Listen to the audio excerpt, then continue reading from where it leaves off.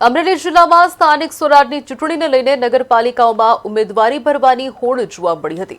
અમરેલી, સાવરકુંડલા, બાબરા, બગસરા, ધારી અને દામનગર નગરપાલિકામાં ઉમેદવારી પત્રો ભરવાની છેલ્લી તારીખે ભાજપ, કોંગ્રેસ અને આપ પાર્ટીના ઉમેદવારોએ ફોર્મ નોંધાવ્યા હતા।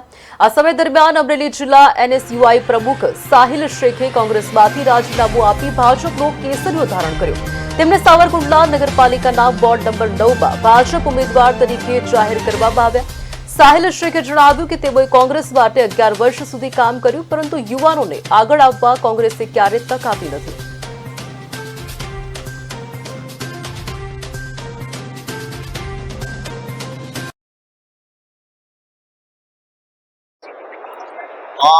હું અમરેલી જિલ્લા એનએસયુઆઈ પ્રમુખ હતો। સતત 11 વર્ષથી એનએસયુઆઈ માં એક્ટિવ હતો।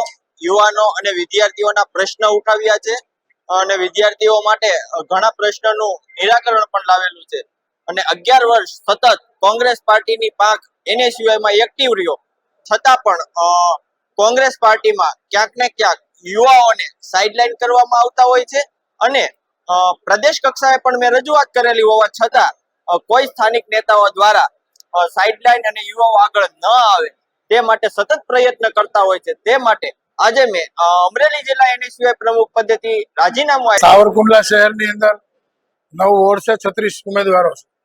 જિલ્લાની અંદર ટોટલ 6 નગરપાલિકાઓની ચૂંટણીઓ ચાલુ છે। એમાં 6 નગરપાલિકાઓમાં આજે ફોર્મ ભરાણા છે। સાવરકુંડલામાં 36 ફોર્મ ભરાણા છે, 9 વોર્ડ છે અને 9 વોર્ડની અંદર 36 ઉમેદવારો કમ્પ્લીટલી ભરી લીધા છે।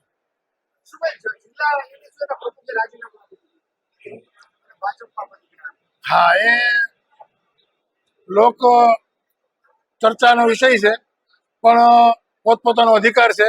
જેને જ્યાં લડવું હોય ત્યાં લડી શકે છે। કોંગ્રેસ પક્ષે એને પૂરતો સંતોષ જ આપેલો છે એને, છતાં એમની લોકશાહી હોય, લોકશાહીને ઢબે લડવું હોય